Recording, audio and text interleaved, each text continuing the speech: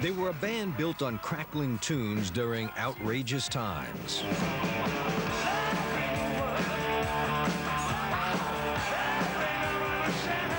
Alcohol, condoms, KY jelly. It was like non-stop, completely non-stop. They were a party band. They liked a good time all the time.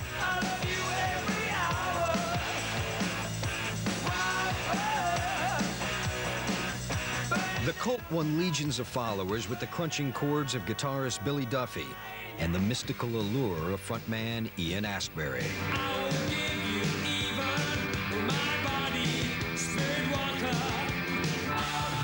I'm gobbing off about poets and Native Americans and shamanism. He's got bells on his feet with moccasins, and we're like, who's this guy?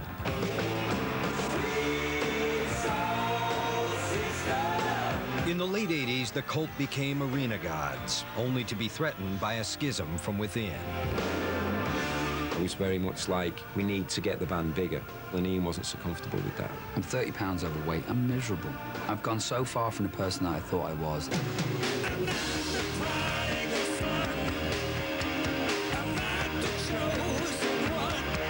The more devotees the cult received at their sonic temple, the unhappier their lead singer got. I was becoming totally unmanageable. I mean, I definitely got lost in the whole circus. I just think something inside him snapped. He came in like a tornado. Everything was being broken, pictures off the wall.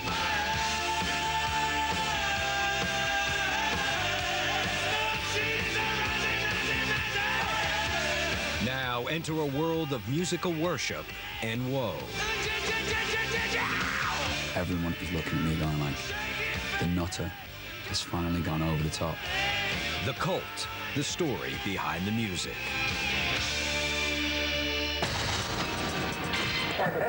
Come on, buddy.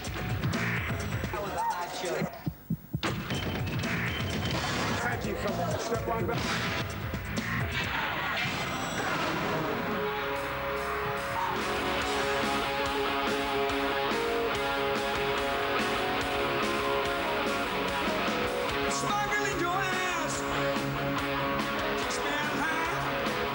More than 2 decades after their formation, the Cult's rock and roll sermons are as powerful as ever.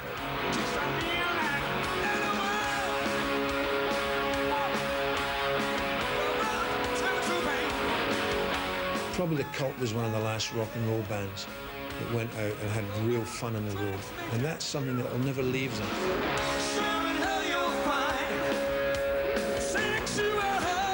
As long as a band is creating good music and putting on a good live show, then they're happy.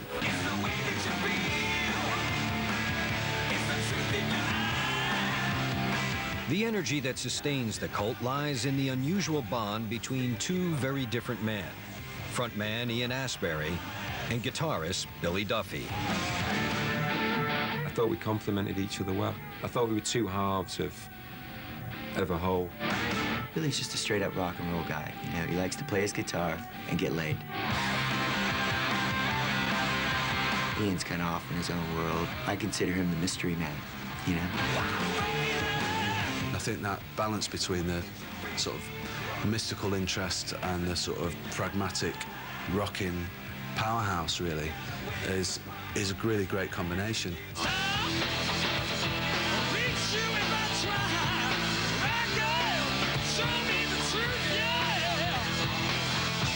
With his talent for tune-making, Billy supplies the band's infectious licks, leaving Ian to bring a cryptic air to the Cult's lyrics and onstage look. More interested in life's mysteries than in making money, Ian may be music's most misunderstood frontman.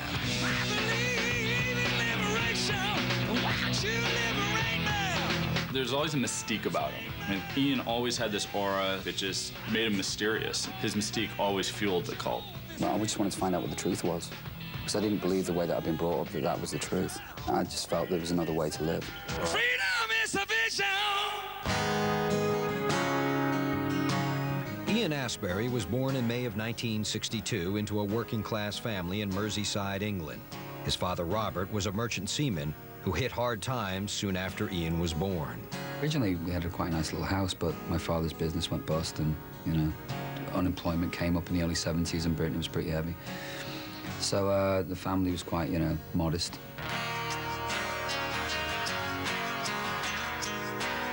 For most of Ian's childhood, Robert Asbury kept the family on the move in search of work. One of the few constants in Ian's life was the rigid discipline of the schools he attended. We used to get hit. I got belted, I got caned at school, corporal punishment. I was bullied and terrorized because we constantly moved. So we're always like the new kids at school. By the time he was 8, Ian burned with resentment against authority and the hardships he and his family suffered every day. I didn't believe what was being taught at school. I didn't believe that myself and my family should be subjected to what we were subjected to because of social status. Ian didn't find a place he felt he fit in until his family moved to Ontario, Canada in the fall of '73. There, Ian met 2 Native American kids belonging to the Six Nations tribe. Invited to their reservation, Ian became fascinated with Native American culture and mythology. They accepted me immediately, and I felt extremely accepted. So my love affair began with those people. It's an intuitive spiritual thing, something of a warrior spirit, something brave and new. And I think that's why Ian adopted it the way that he did, why he felt so attached to it the way that he did. From then on, Ian identified himself with outsiders. So in the summer of 1977, when punk rock seized control of the music scene back in England, he quickly took notice.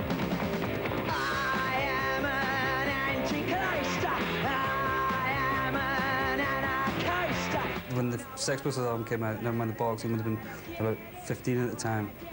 And he actually asked for that as a Christmas present. And I think that made a real big difference to him.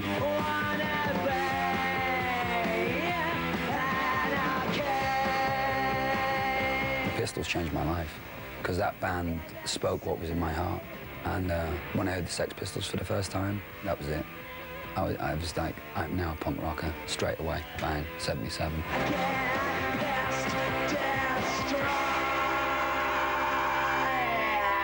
At the age of 16, Ian quit school and moved back to England alone, scraping together a living with occasional odd jobs. Crashing in abandoned buildings with other young punk followers, he spent most of his time following hardcore bands. It's basically, if you're a freak or you're an outsider, you're accepted. It was like us against the world, and it was just this incredible power. And there's this sentiment that was all around me. All the kids were feeling it, all the working class kids who had nowhere to go. The bands were so important.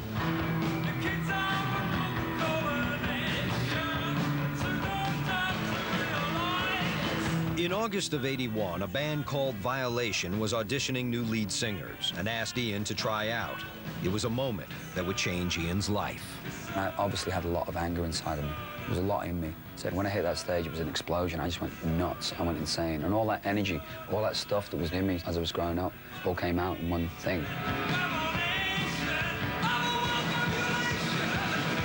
I can remember standing off to the side of the stage. Ian jumped off the stage, grabbed the chair, hit a guy around his head, and got back on stage and finished the gig. And I was like, this guy's a lunatic. She glances at her reflection.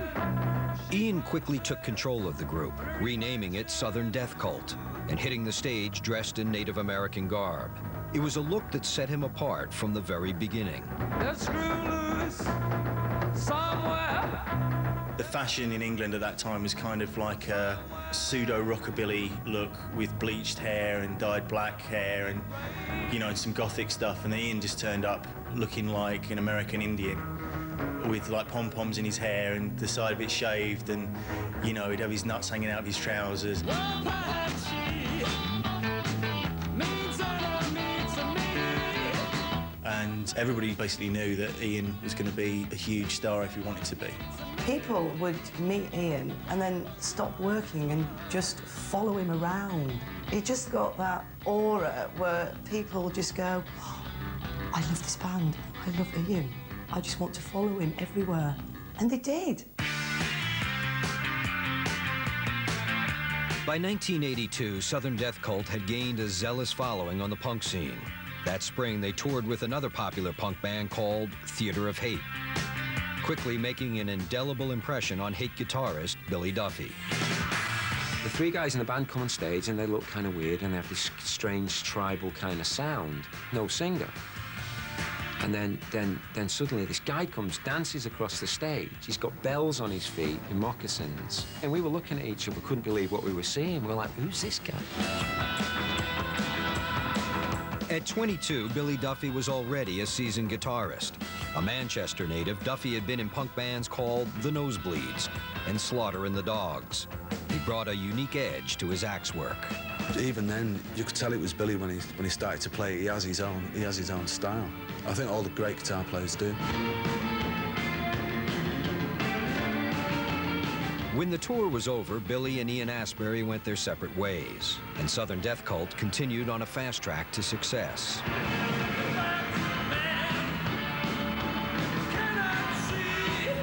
In November of '82, the group signed with indie label Beggar's Banquet and put out a hit single called Fat Man. Impressed, CBS Records offered them their first major label deal. In 1983, we were the it band in Britain. And I was the focal point of the whole thing. So I started to feel some kind of pressure with that. But I thought, I want to do this for the rest of my life. I want to make music for the rest of my life. If I sign that deal and stay with these guys, it's going to last 6 months, which is going to be too much too soon. And Ian decided he was going to quit the band, and that was, for me, it was a total shock, and I couldn't understand why he was doing it. Next thing I know, Ian comes down with a plastic, kind of a grocery bag with a few things in it, and he goes, I've left Southern Death Cult. Do you want to form a group? And that's how we started. Ian Asbury had taken the hard road by starting a new band with Billy Duffy. It wouldn't be the last time he turned away from success.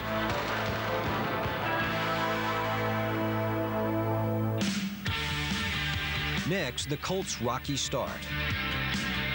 He pinned me up against the wall by my throat and said, if a mic ever falls on the drum kit again, I'll kill you. And later, doubts of a feathered frontman.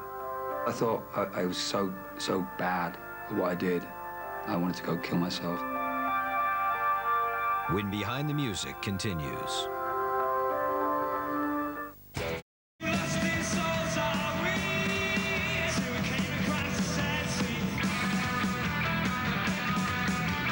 In the spring of 1983, former rivals Ian Asbury and Billy Duffy formed a new punk group called Death Cult.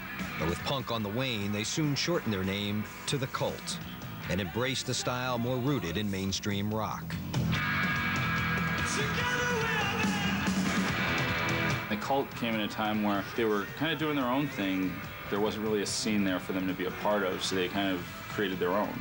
My vision was to take the band to the next level, and that was the beginning of like the classic rock tradition of the Cult. After a flurry of failed lineups, bassist Jamie Stewart and drummer Nigel Preston were recruited to round out the Cult's roster. It was a volatile mix from the start. I was the shy, retiring, kind of nervous type. And Nigel was the big party animal and let's go out and do some drugs. He was the only person I ever came close to smashing a bottle over his head. He was just always very, very hyper and very intense. I mean, it's hard to imagine a hyperactive heroin addict, but he was that, you know. I can remember one gig in particular at Nottingham Rock City where a microphone fell onto his drum kit. And after the show, he pinned me up against the wall by my throat and said, if a mic ever falls on the drum kit again, I'll kill you. Despite the turmoil, the group quickly signed with Southern Death Cult's old label, Beggar's Banquet. And in September '84, the Cult released their debut album. Dreamtime spawned an underground hit with Spirit Walker, and Ian continued to put audiences under his spell. You couldn't go to a Cult show and not have women squealing all around you. He had a stage presence that reminded a lot of people of Jim Morrison.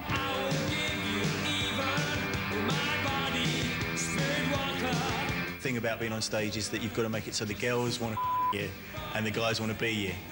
And half the time I think the guys want to him as well because he's so sexy on stage. But many music critics didn't see Ian as sexy. They saw him as a fraud, questioning the sincerity of his mystical bent and the Native American references in songs like Horse Nation. A horse nation, see them prancing, laying naked. I used to get ridiculed, laughed at, whatever. That was cool, I didn't mind. You know, it was just like sort of straight culture, not being able to understand it or accept it. It was quite horrific, questioning the validity of what he had to say and whether he was a fake. And I mean, he got quite personal and pretty nasty.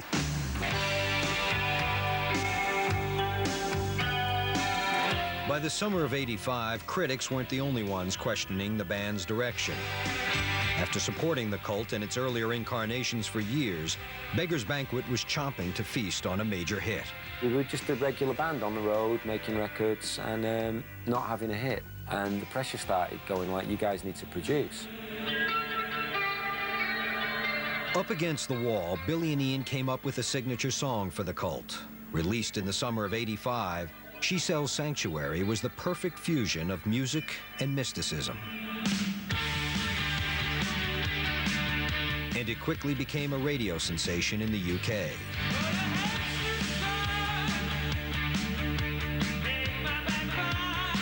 Sanctuary was massive. You know, I mean, even people in this country who don't like rock music, to hear Sanctuary, they sort of like rock music for 4 minutes. It's become sort of a classic, really.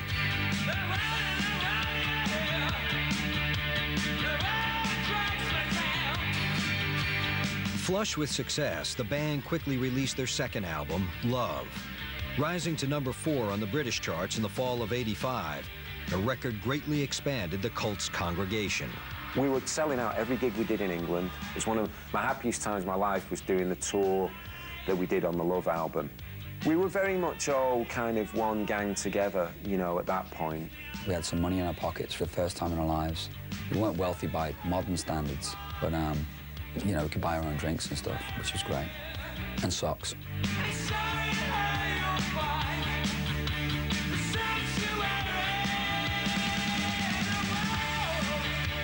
The group made plans to record their first major video for She Sells Sanctuary. But on the day of the shoot, mercurial drummer Nigel Preston was nowhere to be found. Nigel had got himself in some trouble, as Nigel always did, and was locked up that night. I think he was driving a car that wasn't technically his without a license because he couldn't drive properly, and he was, you know, it was all bad. Nigel just didn't show up at all. You know, and then a phone call happens and, you know, your drummer's in prison. On the spur of the moment, the Cult were able to get big country drummer Mark Berzicki to sit in on the video.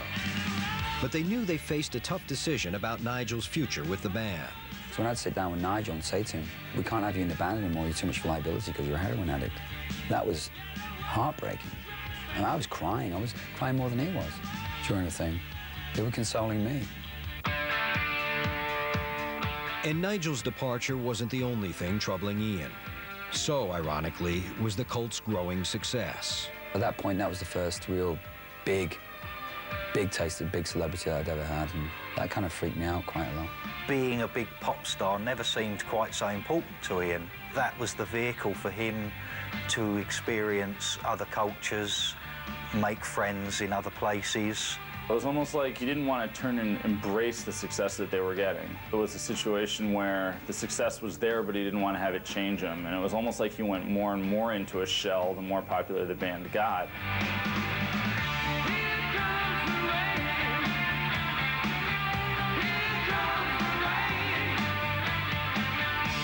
When the Cult completed their tour in the winter of '85, most of the band was in the mood to celebrate, but not Ian. Smashed up the hotel room, and then left a note saying, I'm gone. Got on a train, I woke up on a train pulling into London. I was 250 miles away from the city of Carlisle, where I'd just been.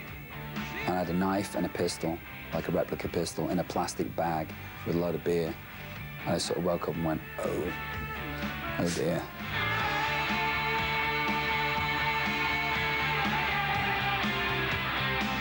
The incident was quickly forgotten, but as time went on, Ian's demons would catch up to the Cult.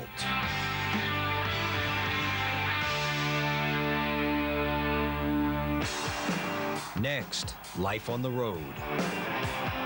I'm just like jumping on the bed and there's glass everywhere and just going crazy. Then he drops his drawers and he's gonna do something nasty.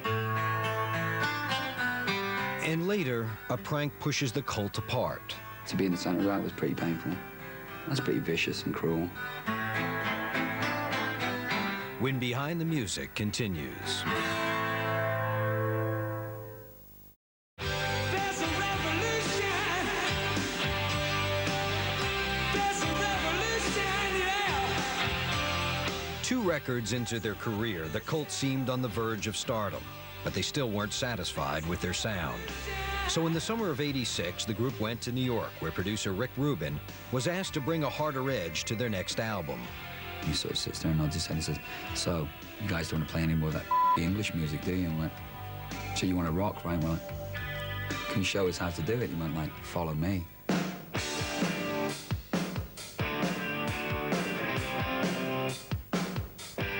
So he kind of helped to liberate where we wanted to go. It was really quite a radical departure from the Love album. You know, we went very rock. We wanted to make like a really bold statement. Released in April '87, Electric sent a jolt through the music scene.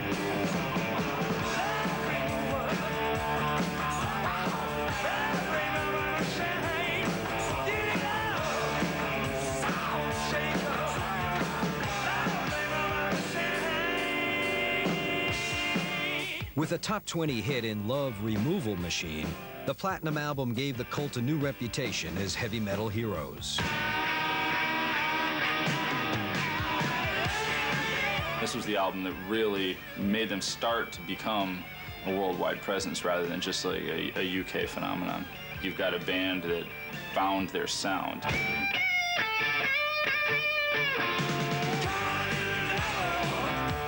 In the fall of '87, the Cult began a triumphant world tour, hitting the road with only one rigid rule: no drugs. Alcohol, condoms, KY jelly, everything else, but not drugs. And that was really unusual, and it was great. The Cult may have rejected drugs, but they had no qualms about drinking, and the party started as soon as they hit the stage. I used to put the band's drinks out on stage, and it was always Bacardi and Coke for Billy and 4 bottles of wine for Ian, which he'd do in an hour and 10-minute set. He'd do all 4 bottles of wine. They were a party band. They liked a good time all the time, as they say in Spinal Tap. It was like non-stop, completely non-stop. I think that at that time, you don't realise that there's a potential for a problem, and everybody was just having a really good time. But for Ian Asbury, things weren't always that simple. During one tour stop in coastal Italy, his drinking dissolved into a session of self-doubt. I thought I was so bad at what I did, I wanted to go kill myself. So I took all my lyrics I had at the time, just ripped them all up and just, it's not good enough.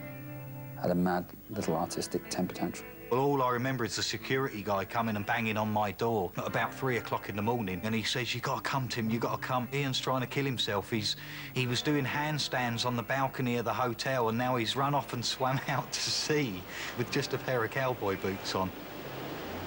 He ran out to the ocean and dragged me back, coaxed me back. "Look, I've got something to drink. Come back." "Okay, I'll do it tomorrow." In the fall of '88, the Cult returned to the studio. Intent on making the group's 4th album a smash, Billy Duffy insisted on a rigid production schedule and a slick song list. I was very much like, we need to get the band bigger and make it, maybe a bit more commercial, and Ian wasn't so comfortable with that. It was becoming everything I didn't want it to be. It was becoming like a commercially driven entity. And I just hated being confined and being told what to do, when to do it, and how to do it. In the end, Billy got his way, and Sonic Temple, released in April '89, quickly enjoyed massive success, becoming a top 10 American smash within weeks.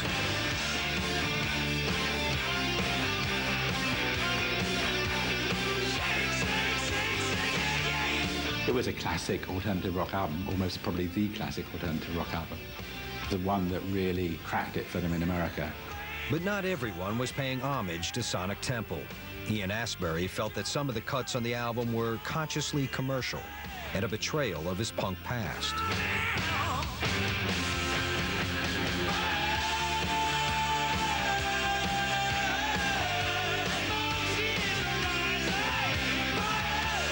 I was entirely happy with Sonic Temple, to say the least. I thought we'd sold out. I was still trying to retain some element of, I guess, our roots, you know.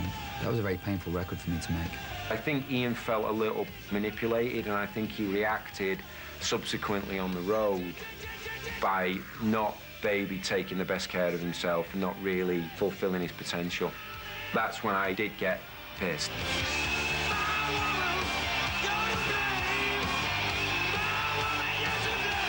As the Cult hit the road in support of Sonic Temple, new drummer Matt Sorum witnessed Ian's drinking demons firsthand.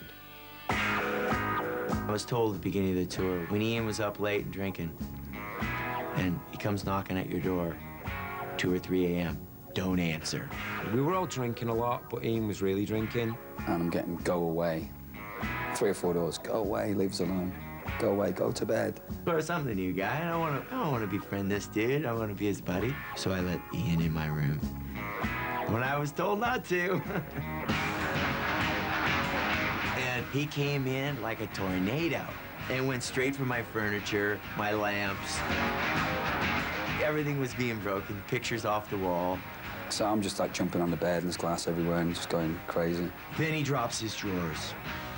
You know, he's got his pants down to his knees and he's gonna do something nasty. So I run down the hall, I get the fire extinguisher, right? I got the fire extinguisher. I run back to the room and I spray him with the fire extinguisher, just nail him with the thing, and it's white powder everywhere. And the powder set off the sprinklers, and the alarm went off on the floor, and then it's 4 in the morning, so the hotel's empty. So I just start packing my clothes, because I know we're getting kicked out of the hotel. The Cult quickly paid the hotel for the damages, but they faced a larger problem in Ian's growing estrangement from the rest of the band. I'm gobbing off about poets and Native Americans and shamanism and, you know, what Jim Morrison had for breakfast. And everyone else is like, he's cracked. Kid's cracked. He got very difficult to talk to in normal, everyday terms. And Billy was trying to make the best of a rock and roll career. And the two personalities just didn't get on at the time. By the fall of '89, Billy and Ian were barely speaking. Instead, Ian was spending virtually all his time with Renee Beach, a Canadian hairdresser that he cast in the Cult's video for the song Edie. Renee was very proper, very prim and proper girl. I thought she was just like a spirited person or an outcast as well. Boy said you were a youth waker, Edie, a stormy little world shaker. We picked up with a girl who then became his 24 hours a day companion. She was never not there. Never, ever not there, ever.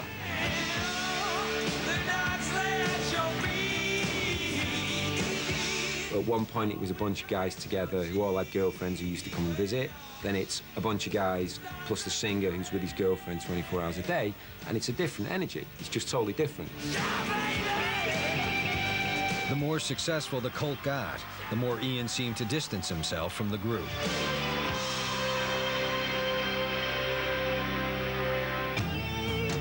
Next, a watery gag divides the band. Matt Sorum jumped off his drum rise and started stamping on the fish and eating them, and the whole place was in chaos. And later, Ian flees the Cult.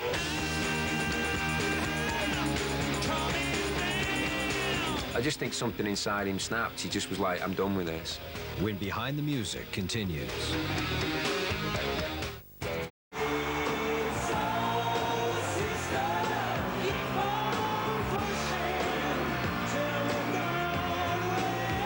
In the spring of 1989, the album Sonic Temple was being hailed as the Cult's classic.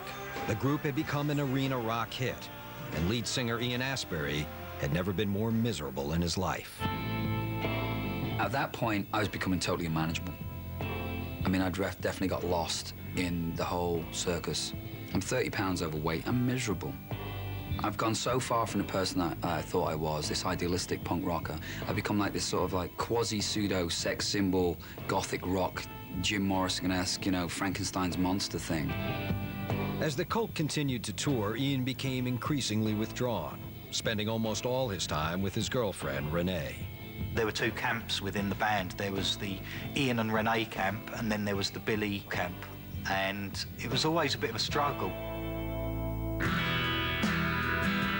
In the summer of '89, the Cult were playing a gig in Allentown, Pennsylvania, when someone threw a live goldfish on the stage. Renee quickly ran to the rescue. Ian's girlfriend at the time runs on, saves the fish. They become like the tour pair. As the tour continued, the incident became infamous. At a gig in Seattle, a group the Cult was performing with decided to bait Ian and Renee with a prank. They went out and bought every fish in Seattle and climbed up in our lighting rig, and at the last song, dumped the fish on stage. We're talking dozens of fish, and they're just raining down, flapping. So this is like that video, Bad Faith No More. Pretty ugly, actually.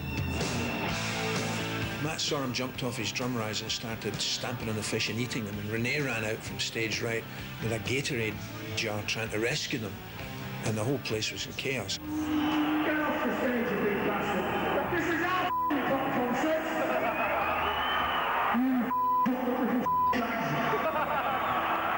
To be in the centre of that was pretty painful. That's pretty vicious and cruel. I joined a band to get away from people like that. I just felt more apart from everybody. They just pushed me further away from the whole thing. In June of '89, in a search for solace, Ian traveled to a Sioux Indian reservation outside Rapid City, South Dakota.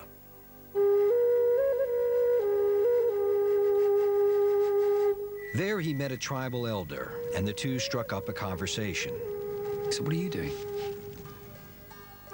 And I went, "Well, I used to." And it hit me. I said, "I'm doing nothing, man. I'm just getting drunk. I ain't doing nothing." And he went, "Sounds like, you know, you got some things to work out." And we had this, like, summit. And I felt reborn. All of a sudden, I was reconnected with that original energy. Within weeks, Ian was off the road for the first time in years and realizing that it was time for a change. I remember being at my dad's house one night. I was drunk in his house, and he was sick. He was dying of cancer, and I felt disgusted with myself. I thought, I can't be like this. My father's dying.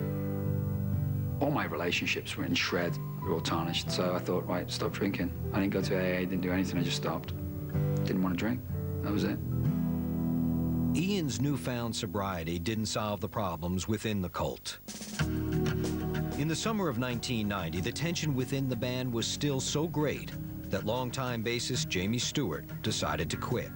It seemed like a strange time to leave when things were still going up. But I'd got sick of Ian and Billy not talking to each other. It got to be pretty depressing, really. Soon afterwards, Matt Sorum also quit, becoming the new drummer for Guns N' Roses. Reduced to a core of two, Ian and Billy began working on the album Ceremony, but they spent more time wrangling than writing. I drank a river in my time just to get on through. I couldn't really see the logic in changing our style. The Ceremony album became kind of a negative effect of a tug-of-war between me and Ian, and nothing happened. It was just down the middle. Neither of us got what we wanted. To the heart of soul, you've got to bleed a little while you sing. You could hear that there was an Ian direction on the record and there was a Billy direction on the record, and they weren't resolving the direction between themselves. Ceremony was not only a commercial disaster, but the subject of a major legal dispute. The Cult had used a photo of a 4-year-old Sioux Indian boy named Eternity Dubray on the album cover and in the video for the song Wild Hearted Son.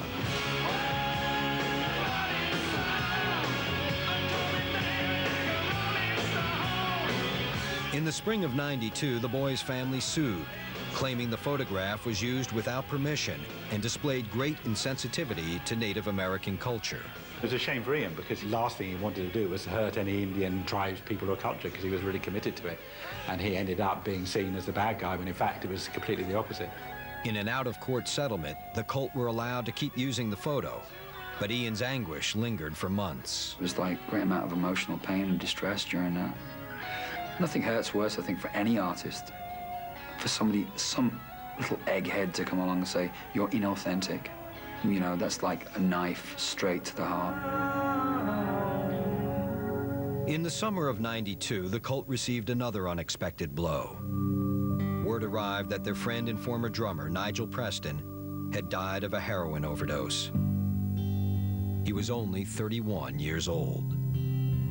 I loved him. He's my buddy. I still think about him a lot. It's like one of them things, woulda, coulda, shoulda, wish I could have said something, wish I could have helped him with his addiction, wish I could have been there for him. For a time, Ian wasn't even sure the Cult should continue. Then in February '93, the greatest hits album, Pure Cult, was released and shot to #1 on the British charts. Billy and Ian decided to regroup and open for Metallica during a 3-month tour. But the metal mix proved a bad one.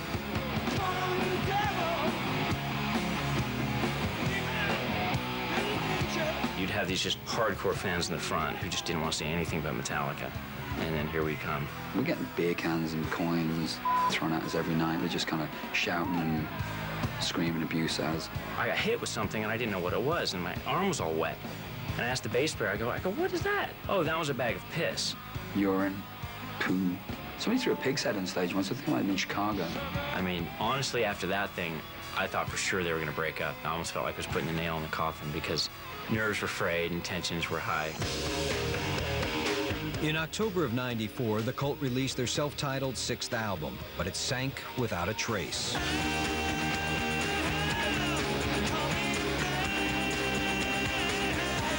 As the band hit the road to tour, Ian began drinking again after almost 3 years of sobriety. And in March of '95, after a concert in Brazil, everything fell to pieces. I don't think I could handle the pressure anymore of it. It was just, I was burnt out. I was spiritually, physically exhausted, and I just wanted to break.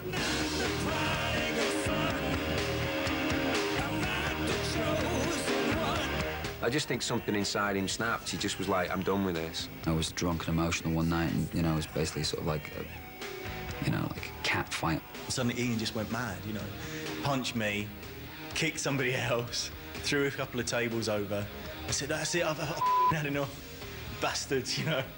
And we thought he was like, oh, you know, we'll be fine, we'll let him have a bit of time to himself. And got up the next morning, gone. And that was it.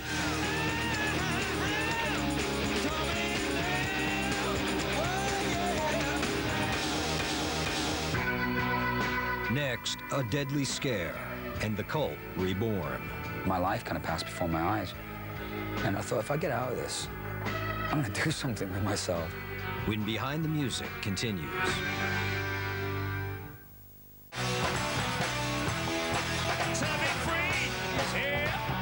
After years of building tensions, frontman Ian Asbury finally quit the Cult in the spring of 1995. After leaving the group in mid-tour, he returned home and destroyed everything bonding him to the band. We took all my platinum discs and everything out, and we just had a big barbecue. Set it all on fire. Melted platinum discs, gold discs, just everything demolished. Threw it all on there, didn't want anything to do with it. Hated it all. Ian shed the glitz and glam of arena rock and returned to his rugged roots. Only 6 weeks after abandoning the Cult, he formed a garage band with friends called the Holy Barbarians. We didn't set out to set the world on fire. We traveled around in a van, we didn't care. I had nobody tell me what to do, what not to do. It was insane. While Ian relished his independence, Billy returned to his hometown of Manchester, England. Having quit drinking, he took stock of his life and his past. I just had a hard look in the mirror. For me, it was personally really, really good, but it was kind of a cathartic moment. I saw a lot of Billy at that time, and he was doing a lot of walking in the mountains and a lot of camping. I guess he was doing a lot of soul searching. For several years, Ian and Billy barely spoke. Ian spent much of his time fulfilling spiritual pursuits. Interested in Buddhism, he decided to join a group trek in the mountains of Tibet in the spring of 1998. But soon after he arrived, the trip turned deadly. There was a storm front moving in, so it was like almost this icy rain coming in. Blackout, you couldn't see anything. And the truck couldn't go any further, so we had to walk. 8 kilometers through snow, sometimes up to the waist deep.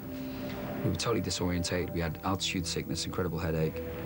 As the storm intensified, Ian found himself struggling to keep himself and others alive. And we started to carry these people and drag them, and my life kind of passed before my eyes. And it was sort of like this regrets coming up about things I wish I'd done and people I wish I'd said something to, like maybe Nigel, or, you know, things I wanted to do, say to Billy. And I thought, if I get out of this, I'm gonna do something with myself. Ian and his group had nearly lost hope when they stumbled upon a small Tibetan hamlet. Embraced by the villagers, Ian felt he had been given a new lease on life and found himself ready to embrace everything he'd left behind. When I came back, from there was this kind of burning desire to get back into the mainstream again, to get busy, to get up front with something that was very serious. And that's when I started to reach out towards Billy, and we found ourselves in March 1999 talking about putting the cult back together again. I mean, you know, within 5 minutes we're scheming. It was very emotional, like, right then, rolled our sleeves up and we got into it. How are we going to do it? What are we going to do? Just the two of us again, it was great. Within months, the Cult were on the road again, and in June 2001, they released their first new album in 7 years. Critics describe Beyond Good and Evil as a record shaking with vitality.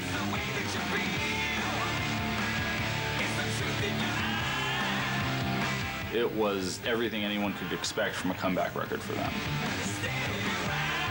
The Cult never lost their credibility, and that makes them extremely viable with today's young audience, because there's something cool about listening to them. Thank you. This is the Love Removal Machine! Reborn and revitalized nearly 20 years after they began, the Cult seem ready to create a new history for themselves, stronger together than they ever were apart. Felt your bedroom because she was there. Wow, yeah, baby! As long as Ian Asbury wants to make music with me, then I'll always be there to make music with him, you know, because I love it. As for Ian Asbury, it has taken a lifetime of searching, but he finally seems comfortable with his calling. Music and creativity is so incredibly precious to me that in the future, I intend to treat it with that kind of respect that it deserves, because the people around me that I love and care for have all had to make sacrifices being around me. So, the book's still open.